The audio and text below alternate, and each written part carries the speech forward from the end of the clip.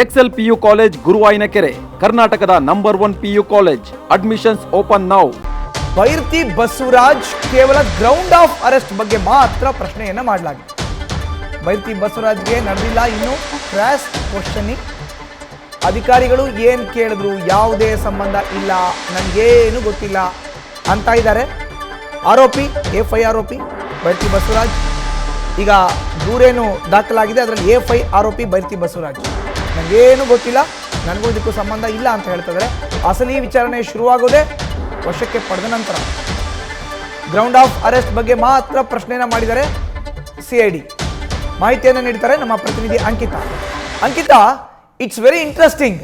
ಯಾತಕ್ಕೋಸ್ಕರ ಅವ್ರನ್ನ ಬಂಧಿಸಲಾಗಿದೆ ಅನ್ನೋದಕ್ಕೆ ಮಾತ್ರ ಈಗ CID ಅಧಿಕಾರಿಗಳು ಪ್ರಶ್ನೆಯನ್ನ ಮಾಡ್ತಿರೋ ಅಂಥದ್ದು. ಬಟ್ ನಿಜವಾದ ವಿಚಾರಣೆ, ಅಸಲಿ ವಿಚಾರಣೆ ಆರಂಭ ಆಗೋದೇ ನ್ಯಾಯಾಧೀಶರ ಮುಂದೆ ಹಾಜರುಪಡಿಸಿ ಅವ್ರನ್ನ ವಶಕ್ಕೆ ಪಡೆದುಕೊಂಡ ಮೇಲೆ ಅನ್ನೋ ಮಾಹಿತಿ. ಹಾಗಾದ್ರೆ ಈಗ ಆಗಿರೋ ಅಂಥ ಪ್ರಕ್ರಿಯೆ, ಮುಂದಕ್ಕೆ ಆಗೋ ಅಂಥ ಪ್ರಕ್ರಿಯೆ ಎರಡನ್ನೂ ಕೂಡ ಅಳೆದು ತೂಗಿ ತಾಳೆ ಮಾಡಿ ವಿವರಣೆಯನ್ನು ನೀಡೋದು. ಮಧುಸೂದನ್, ಮೊದಲನೇದಾಗಿ ಬೈರತಿ ಬಸವರಾಜ್ ಅವರನ್ನ ಅರೆಸ್ಟ್ ಮಾಡಿದ ಬಳಿಕ ಬಂಧನದ ಪ್ರಕ್ರಿಯೆಯನ್ನ ಮುಗಿಸುವಂತಹ ಕೆಲಸವನ್ನ CID ಅಧಿಕಾರಿಗಳು ಮಾಡಿದ್ರು. ಅದಾದ್ಮೇಲೆ ಗ್ರೌಂಡ್ ಬೇಸ್ಡ್ ಮೇಲೆ, ಅಂದ್ರೆ ಯಾವ ಕಾರಣಕ್ಕಾಗಿ ಅವರನ್ನ ಅರೆಸ್ಟ್ ಮಾಡಿದ್ರು ಅನ್ನೋದರ ವಿವರವನ್ನ ಕೂಡ ಬೈರತಿ ಬಸವರಾಜ್ ಅವರಿಗೆ ಕೊಡ್ತಾ ಹೋಗ್ತಾರೆ. ಜೊತೆಗೆ ಮೇಲ್ನೋಟಕ್ಕೆ ಅವರು ಈ ಹಿಂದೆ ಕೊಟ್ಟಿರುವಂತಹ ಹೇಳಿಕೆ, ಜೊತೆಗೆ ಅವರನ್ನ ಅರೆಸ್ಟ್ ಮಾಡೋದಕ್ಕೆ ಏನ್ ಕಾರಣ ಅನ್ನೋದ್ರ ಬಗ್ಗೆಯೂ ಕೂಡ ಅಧಿಕಾರಿಗಳು ಅವರಿಗೆ ತಿಳಿ ಹೇಳುವಂತಹ ಕೆಲಸವನ್ನ ಮಾಡಿದ್ರು. ಅದಾದ್ಮೇಲೆ ಅವರ ಪರ ವಕೀಲರನ್ನ ಕೂಡ ಭೇಟಿ ಮಾಡೋದಕ್ಕೆ ಅವಕಾಶವನ್ನ ಕೊಟ್ಟರು.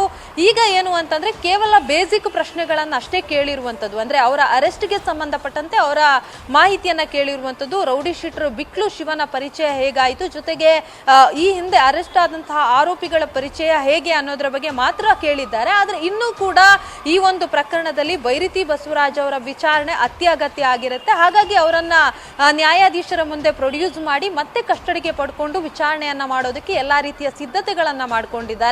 ಈಗಾಗಲೇ ಸಂಗ್ರಹ ಮಾಡಿರುವಂತಹ ಎವಿಡೆನ್ಸ್, ಅಂದ್ರೆ ಟವರ್ ಲೊಕೇಶನ್ ಡಂಪ್, ಜೊತೆಗೆ ಅವರ ಮೊಬೈಲ್ CDR ಎಲ್ಲವನ್ನ ಕೂಡ ಕಲೆ ಹಾಕುವಂತಹ ಕೆಲಸವನ್ನ ಅಧಿಕಾರಿಗಳು ಮಾಡಿದ್ದಾರೆ. ಅದನ್ನ ಮುಂದಿಟ್ಟುಕೊಂಡು ಪ್ರಶ್ನೆಯನ್ನ ಮಾಡ್ತಾರೆ.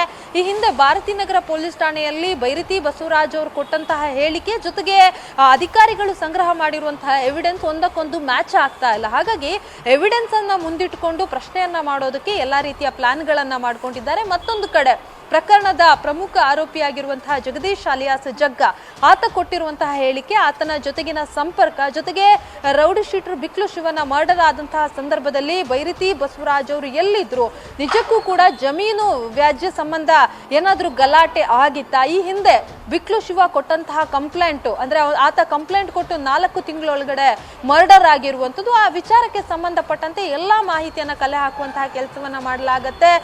ಪ್ರಮುಖವಾಗಿ ಅಂದ್ರೆ ಜಮೀನು ವಿಚಾರಕ್ಕೆ ಸಂಬಂಧಪಟ್ಟಂತೆ ಜಗದೀಶ್ನ ಗ್ಯಾಂಗ್ನ ಸದಸ್ಯರು ಬಂದು ಬೆದರಿಕೆಯನ್ನ ಹಾಕಿದ್ರು ಬಿಕ್ಲು ಶಿವನಿಗೆ. ಜೊತೆಗೆ ಬೈರತಿ ಬಸವರಾಜ್ ಹಾಗೆ ಜಗದೀಶ್ ಸೇರಿದಂತೆ 3 ನಡುವೆ ಮಾತಿನ ಚಕಮಕಿ ಆಗಿತ್ತು. ವಾರ್ನಿಂಗ್ ಅನ್ನ ಮಾಡಿದ್ರು, ಆ ಜಮೀನನ್ನ ಬಿಟ್ಕೊಡ್ಬೇಕು ಅಂತ ಹೇಳಿದ್ರು ಅನ್ನೋದ್ರ ಬಗ್ಗೆ ಒಂದಷ್ಟು ಮಾಹಿತಿ ಇದೆ. ಹಾಗಾಗಿ ಈ ಎಲ್ಲ ಆಧಾರದ ಮೇಲೆ, ಈ ಹಿಂದೆ ಬಿಕ್ಲು ಶಿವ ಕೊಟ್ಟಂತಹ ಕಂಪ್ಲೇಂಟ್ ಆಧಾರದ ಮೇಲೆ ಈಗಾಗಲೇ ಬೈರತಿ ಬಸವರಾಜ್ ಅವರನ್ನ ವಿಚಾರಣೆ ಮಾಡೋದಕ್ಕೆ ಎಲ್ಲಾ ರೀತಿಯ ಸಿದ್ಧತೆಗಳನ್ನ ಮಾಡ್ಕೊಂಡಿರುವಂತದ್ದು. ಮಧುಸೂದನ್, ಅಂಕಿತಾ, ಇನ್ನು 9 ದಿನಗಳ ಕಾಲ ಕಸ್ಟಡಿಗೆ ಕೇಳಲಿಕ್ಕೆ ಕೋರ್ಟ್ ಮುಂದೆ CID ಅಧಿಕಾರಿಗಳು ಮಂಡಿಸೋ ಅಂತ ವಿಚಾರದ ಬಗ್ಗೆ ಹೇಳೋದಾದ್ರೆ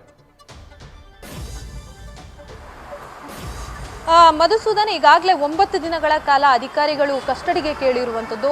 ಈ 9 ದಿನವನ್ನ ನೋಡಿದಾಗ ಗೊತ್ತಾಗುತ್ತೆ ಅಂದ್ರೆ ಎಷ್ಟು ವಿಚಾರಣೆಯ ಅಗತ್ಯತೆ ಇದೆ, ಜೊತೆಗೆ ಯಾವ ರೀತಿಯಲ್ಲಿ ಬೈರತಿ ಬಸವರಾಜ್ ಅವರನ್ನ ವಿಚಾರಣೆ ಮಾಡೋದಕ್ಕೆ ಅಧಿಕಾರಿಗಳು ಸಿದ್ಧತೆಗಳನ್ನ ಮಾಡ್ಕೊಂಡಿದ್ದಾರೆ ಅನ್ನೋದು. ಅಂದ್ರೆ ನಾನು ಈಗಾಗಲೇ ಹೇಳಿದ ಹಾಗೆ ಕಲೆ ಹಾಕಿರುವಂತಹ ಎಲ್ಲ ಎವಿಡೆನ್ಸ್ ಗಳ ಆಧಾರದ ಮೇಲೆ ಪ್ರಕರಣದ ತನಿಖೆಯನ್ನ ಮಾಡ್ತಾರೆ. ಜೊತೆಗೆ ಈ ಹಿಂದೆ ಬಂಧನ ಆಗಿರುವಂತಹ ಆರೋಪಿಗಳು ಕೊಟ್ಟಿರುವಂತಹ ಹೇಳಿಕೆಯ ಆಧಾರದ ಮೇಲೆ ಬೈರತಿ ಬಸವರಾಜ್ ಅವರನ್ನ ವಿಚಾರಣೆ ಮಾಡ್ತಾರೆ.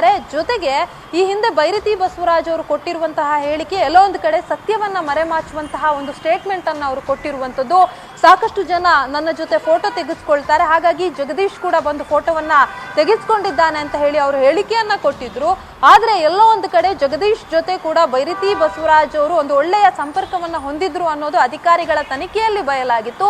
ಅದನ್ನ ಹೊರತುಪಡಿಸಿ ಜಮೀನು ವಿಚಾರಕ್ಕೆ ಸಂಬಂಧಪಟ್ಟಂತೆ ಆದಂತಹ ರಾಧಾಂತ, ಜೊತೆಗೆ ಬೆದರಿಕೆಯನ್ನ ಹಾಕಿರೋದಕ್ಕೆ ಸಂಬಂಧಪಟ್ಟಂತೆ ಬಿಕ್ಲು ಶಿವ ವಿಡಿಯೋ ಸಮೇತ ನಗರ ಪೊಲೀಸ್ ಆಯುಕ್ತರಿಗೆ ದೂರನ್ನ ಕೊಡುವಂತಹ ಕೆಲಸವನ್ನ ಮಾಡಿದ್ರು. ಆ ಸಂದರ್ಭದಲ್ಲಿ ಏನೇನಾಗಿತ್ತು, ಬೈರತಿ ಬಸವರಾಜ್ ಅವರಿಗೆ ಈ ಒಂದು ಪ್ರಕರಣದಲ್ಲಿ ಏನ್ ಇನ್ವಾಲ್ವ್ಮೆಂಟ್ ಅನ್ನೋದ್ರ ಸಂಪೂರ್ಣ ಮಾಹಿತಿಯನ್ನ ಕಲೆ ಹಾಕುವಂತಹ ಅಗತ್ಯತೆ ಇರುತ್ತೆ. ಜೊತೆಗೆ ಬಿಕ್ಲು ಶಿವನ ಮರ್ಡರ್ ಆದಂತಹ ಸಂದರ್ಭದಲ್ಲಿ ಜಗದೀಶ್ ಹಾಗೆ ಬೈರತಿ ಬಸವರಾಜ್ ಎಲ್ಲಿದ್ರು ಅನ್ನೋದ್ರ ಬಗ್ಗೆ ಕೂಡ ಈಗಾಗಲೇ ಅಧಿಕಾರಿಗಳು ಮಾಹಿತಿಯನ್ನ ಪಡ್ಕೊಂಡಿದ್ದಾರೆ. ಹಾಗಾಗಿ ಅವೆಲ್ಲದಕ್ಕೂ ಕೂಡ ಪ್ರಶ್ನೆಯನ್ನ ಕಂಡುಕೊಳ್ಳುವಂತಹ ಕೆಲಸವನ್ನ CID ಮಾಡುತ್ತೆ. ಹಾಗಾಗಿ ಈಗಾಗಲೇ ಸಾಕಷ್ಟು ಕ್ವಶನ್ ಅನ್ನ ರೆಡಿ ಮಾಡ್ಕೊಂಡಿರುವಂತದ್ದು. 9 ದಿನಗಳ ಕಾಲ ನ್ಯಾಯಾಧೀಶರಿಗೂ ಕಸ್ಟಡಿಗೆ ಕೊಟ್ಟಿದ್ದೇ ಆದಲ್ಲಿ ಆ 9 ದಿನಗಳ ಕಾಲ ಸಂಪೂರ್ಣವಾಗಿ ಆರೋಪಿಯನ್ನ ವಿಚಾರಣೆ ಮಾಡುವಂತಹ ಸಾಧ್ಯತೆ ಇದೆ.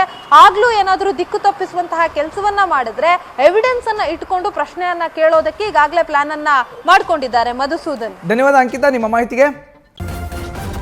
ನ್ಯೂಸ್ ಫಸ್ಟ್ ನಿರ್ಭೀತಿಯಿಂದ ನಿಮ್ಮ ಪರವಾಗಿ.